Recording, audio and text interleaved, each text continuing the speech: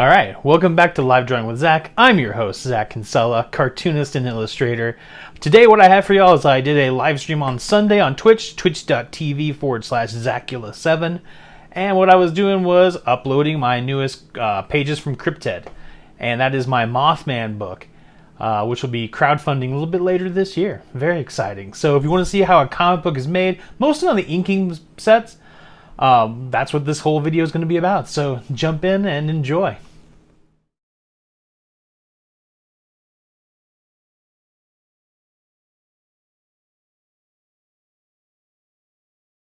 I do have quite a bit of streamlining turned on for this. I'm going to make these wings a little bit larger. I have my borders on a separate layer. I'll show you my layers here, but man, I don't like that. So I have layer 4 for inks, borders, which is locked. It just makes things a lot easier to have these borders locked.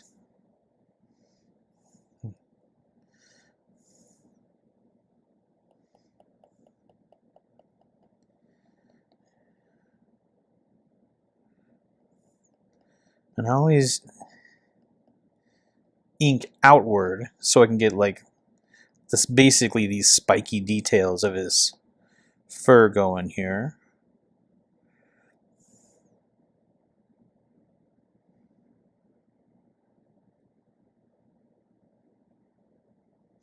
Sometimes, and I mean a lot of times, I'm going to notice some mistakes I've made. So I won't exactly be following my my pencils, which is the nice part about working digitally, is like, oh, okay.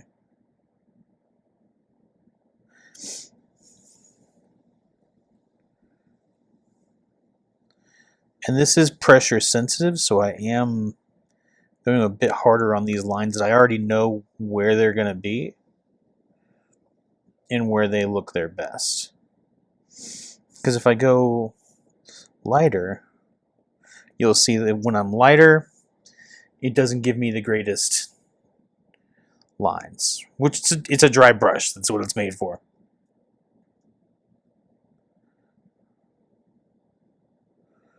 What's cool about Procreate is I can just drop in there. I think that's so much easier than going and find the fill button. I do have to go around this twice, as it does leave a lot of like little pock marks here. So if I really want it to look like it's filled in with black, I have to do a little bit of side work, not a whole lot. There we go. One wing is starting to look like the actual wing I need it to look like.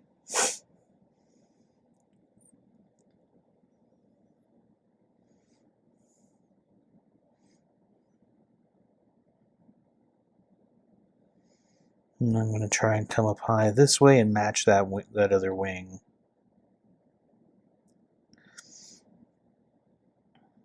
Come up a little bit higher here.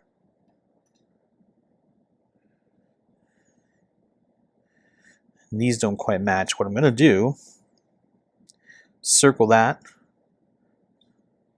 copy it, paste it, bring it over this way, flip it.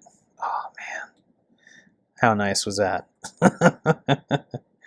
Some of you might be like, "Thank you." Like, look, I'm here for making my life easier. So that's what I just did.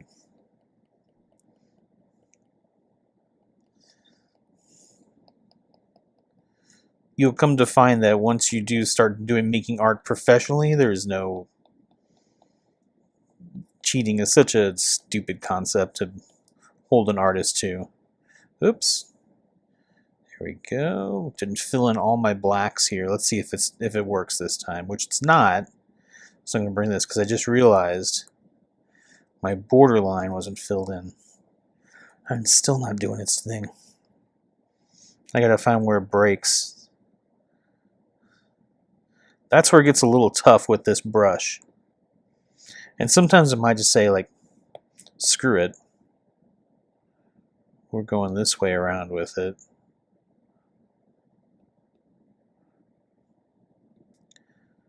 And it's still being a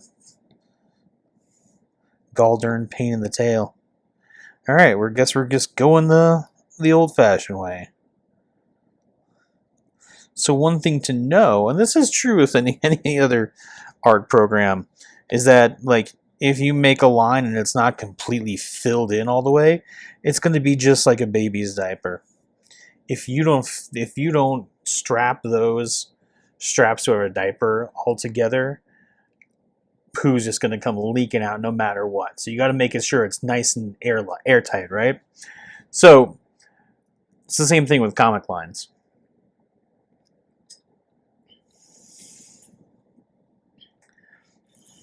Looking all right there.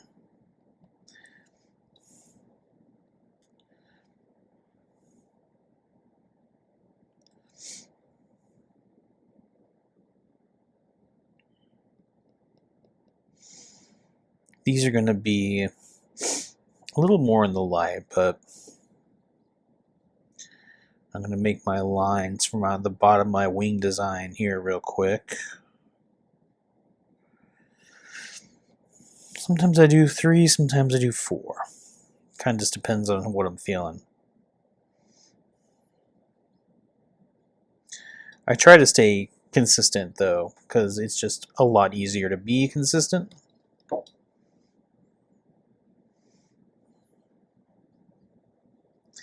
And a lot of times an editor will look at your work and be like, why is this like this? Why is that like that? That's this kind of stuff they're trained to look for, is inconsistency in a piece of art. Because it's like, when you're looking at these characters, you're like, is that the same character from this last page? Oh, God.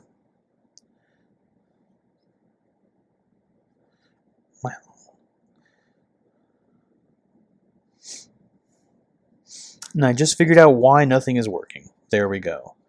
I forgot I copy and pasted over, so that made a totally different layer. What a ever-living pain in the ass. But we have solved the issue. I'm feeling good. And we're starting to look good with this panel here.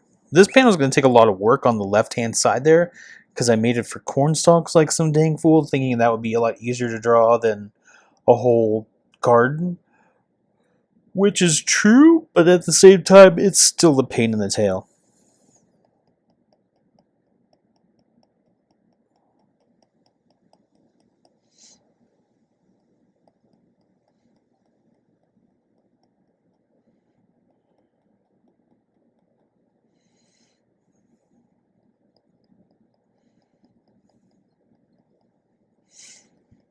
What's nice about doing your and I kind of like to make it look like it's an organic page.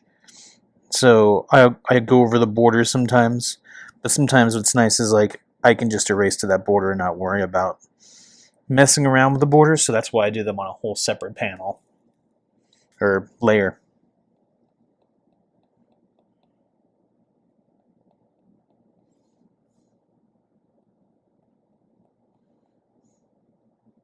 And if you're just joining, I am doing a comic book page, doing some inkworks on my book Cryptid, which is all about the Mothman trying to find his one true love in life and not having the greatest time of it. Maybe you can identify. I hope not. But if that's the case, this might be the book for you. Not quite a romantic comedy or anything like that. Kind of more like a romantic tragedy. And in so many ways.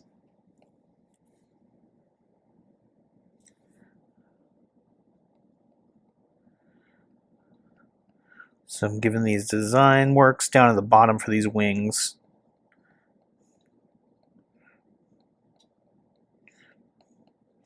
I'm going to finish up my Mothman first, and he's pretty well finished. He's in silhouette.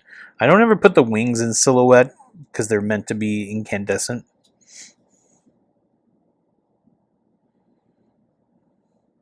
But I also just like that they will stand out upon their own. And that's something I really wanted the wings to do, because that's part of the mythology people get really freaked out about. is that the Mothman's wings are like, oh, they were 12-foot long wings and they were huge, and the only other thing that stood out about him was his red eyes. So I kind of made that part of not just the design, but also the joke of like, it's not really red eyes or anything like that.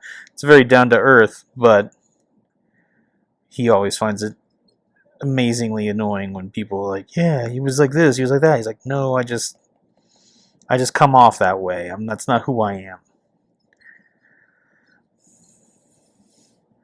So working here, come back out and zoom out and show you the whole page real quick. There we are. Oop, I got a nice big fat mistake right there. We'll erase that. So in just about every one of these panels are going to have backgrounds, except for these two panels. And those two panels are blanks specifically to give the page some room to breathe. I might put some background in this one here, but there's some dialogue that's going to be floating there. So you have to think of a comic page in two different types of art styles. Is like, is this made as a composition for the reader's eyes to follow? Where can I place word balloons that'll help that? And then also, like, does this look like a full environment? Does this look like a place? And I might give us some more detail to this mountain here. But really, it just kind of depends on like what I'm feeling, and giving a panel like a bunch of negative space gives a lot of room to breathe. And that's really like the goal of this page is like, yeah, it's a conversation, but there's still different angles, and there's just still different like background details, so we know where we are, where we're going to be.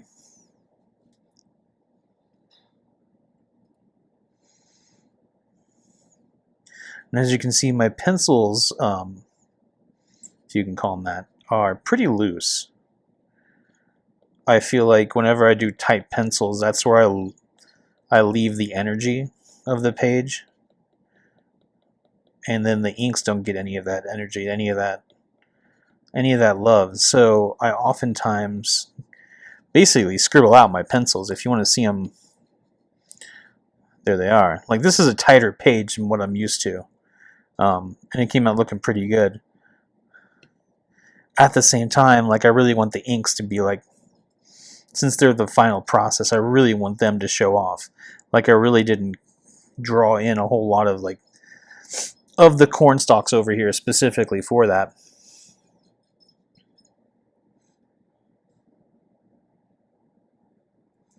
Same with this porch here.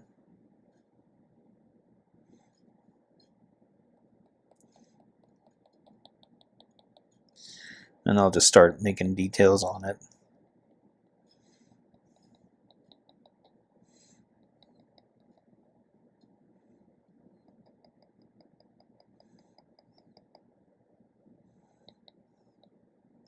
Concrete always has like these little holes, so I kind of really wanted to make sure that like it looks like what concrete looks like.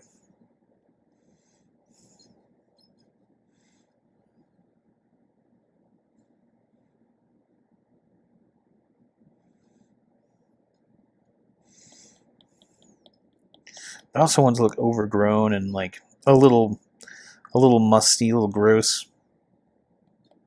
Give it some black right over in here.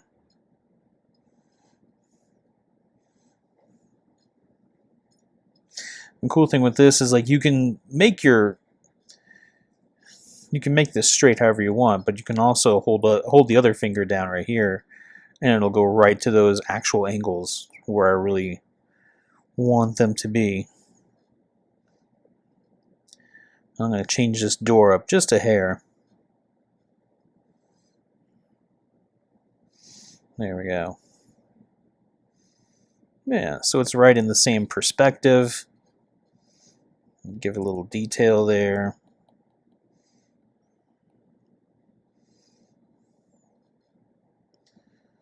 This is also where I'll separate out my black background here in the back door, and then put the rest of it as like screen. There we go. As a hatch marks here.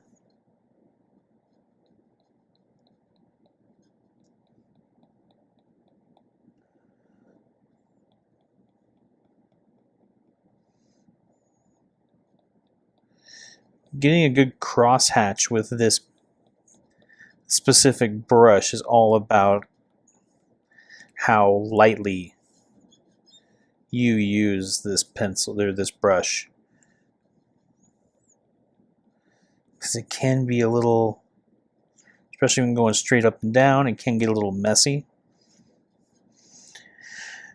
And I like hash marks or crosshatch that looks like it's nice and organic, like it's actually coming right out of the black instead of having like an actual solid line.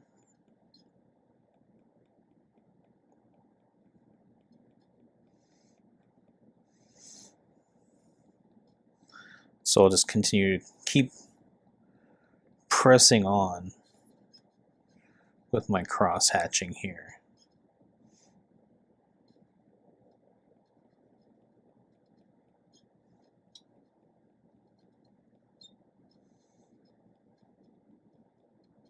I know this isn't the most exciting part of this page, but you know, once it comes all together, it's going to look really good. And that's one thing I'm very proud of, is like having really good background details and thinking more of a background as an environment and less of as a background. It's like if you don't think of where this is being set as a environment, you don't keep it in mind that it's something you should pay a lot of attention to. And I forgot where I've learned this from. It might have been from George Perez. But, you know, when I think of like the old King Kong movies, like there's a foreground, there's a middle ground, there's a background. And that's how like all art is taught when you go to art school at first. And then the greatest thing about comics is like, oh man, I gotta draw. You know, you start getting into the space where you're like, yes, foreground, middle ground, background. Keep that rule there. But the other part about it is like, those can all come together to form an environment. And when you start thinking of it as an environment, you stop thinking of your background as a chore.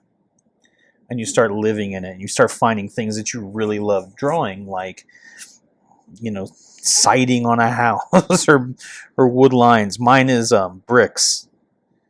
And I love paying attention to like mortar work and looking and seeing like what those bricks look like. And you can also then that, you know, this building here, I designed it just from looking at old old buildings from the 50s and 60s, or 40s, 50s, and 60s from excuse me, from the military bases and what those bungalows look like. And then I started thinking, I was like, man, this one's in the South. And like what happens when there's overgrowth and it hasn't been taken care of? It's still like livable. And that's where my Mothman lives, is in this southern bungalow, basically. And I just really, you know, one of my influences and good friends is Zach Howard, and he really is like, I love how he draws woods. The man loves how to draw trees. I will never get to that level because it's just not who I am. But I do love drawing, like, and just giving this grass, giving this black, giving this hatchwork the same amount of detail that like he would. You know, it's like I want this to feel lived in. Again, environment. Like, what is this? Like, it should be beat up on the sides. You know, it's like when I you know, when you live in like in any place, if you don't clean your doors every once in a while, like all that gunk builds up, and you see that. But that's part of the lived-in aspect of an environment, and that's the fun part about drawing environments. You're like, this is a lot, and that is a very true statement. You're like, man, that's a lot to think about, but it'll make you a better comics artist, or artist in general, to be straight up with you. It's just like, if you don't give everything, if you're going to make a detailed page and you don't give everything its all, it's like, well, what's the point? And then you've got to figure that out with like balancing your blacks as well too. You know, so But already looking at that, I'm really stoked for it because it looks like a lived-in house. Like, even from this far, it's like, okay, this looks like a porch. It looks like a stoop that's like, you know, not degrading, but it does look like, hey, there's going to be a difference between this path here. It's still dirt and whatnot, but like, this is where you come out of a back door, and you can see that, like, oh, okay, this has been lived in. You know, as opposed to like what I've been doing over here is very much feels like a more of a background. So I'm going to go back in and give those mountains a little bit more love. But I'm really happy with how this page is turning out. So far, so good.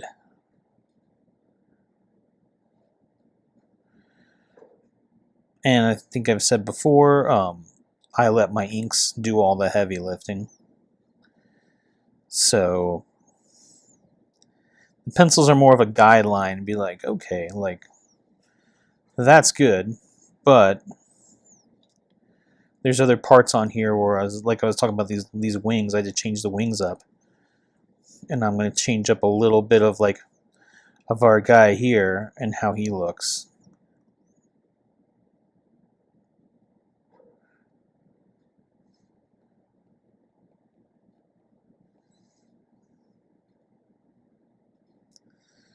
I'm not talking much right now because I'm going very slowly and trying to make sure I get like the hair right. I want his neck to be a little bit thicker.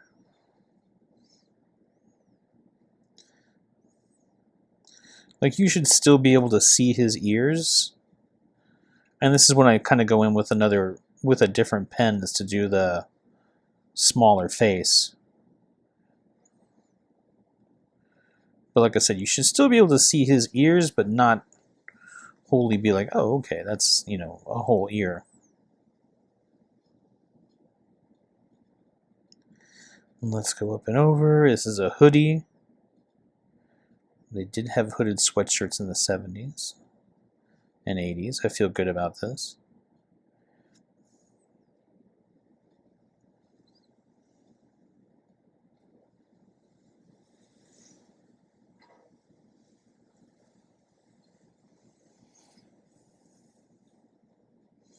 But you can see now, like when I've come and made his chest a little, I've made his arm a little bit too short.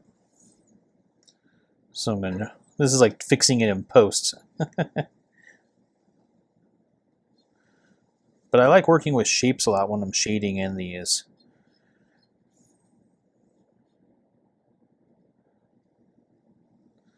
Big fan of Alex Toth. So I try to make these blacks look, you know,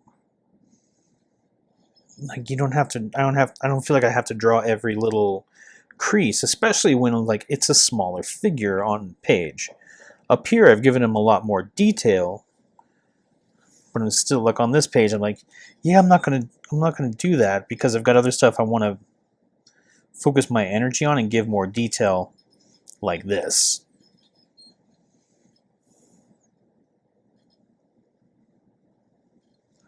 But I do want to make sure we know that that's, you know, his hand in a pocket.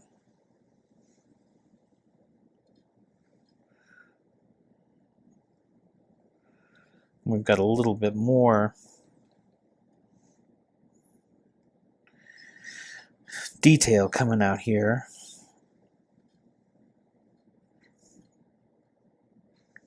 So the question always is for me is like, do I give this a line right here or just fill it all in with black? And a lot of times I just like to fill it in with black because it works just fine. You know, it's like I've already got one line cut off right over here. And I'm going to give a little bit more because like his arm's, you know, a little bit bulkier.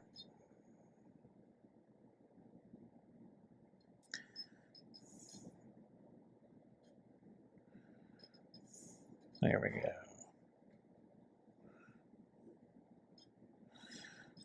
So I think that's looking pretty good. Like, might change up some more of this over here.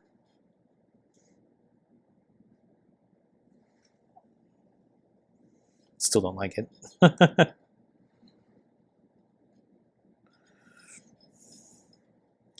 Like, he's a pretty muscular dude, but we're hiding a lot of it underneath here.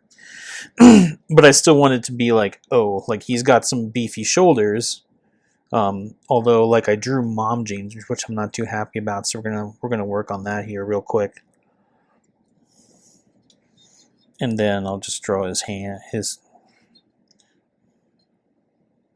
This I might go back in and draw, but like it's not too hard to draw human hands just right here.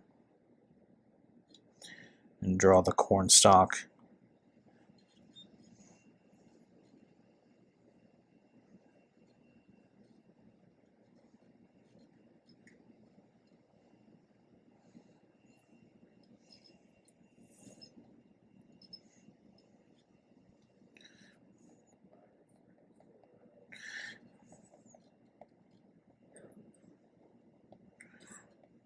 So I'm starting to draw like a little bit of stalk right down over here. I'll probably just do these all in black like this and come down like that.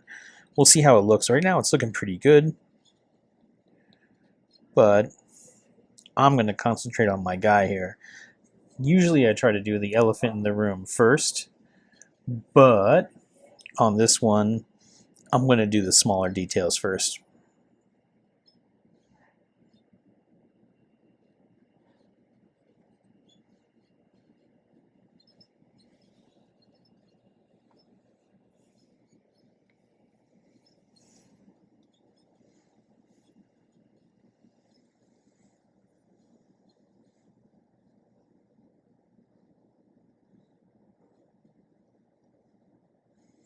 Let's see how that looks.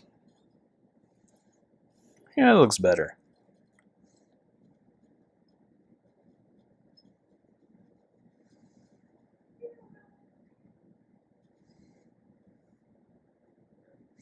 I'm gonna figure out what kind of shoes I want him to wear. Didn't plan that out yet. So my comics, like I said, are kind of gestural in a lot of ways, but I do like to pay attention to the shoes. So I'm gonna do a little research and see, like, man, what's my guy wearing as a formal shoe back in the 80s? Since this is a timepiece.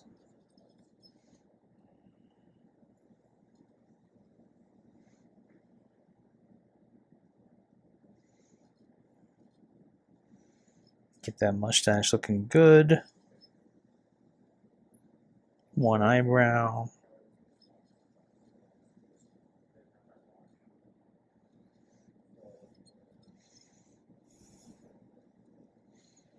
Yeah, a little gestural. Nice.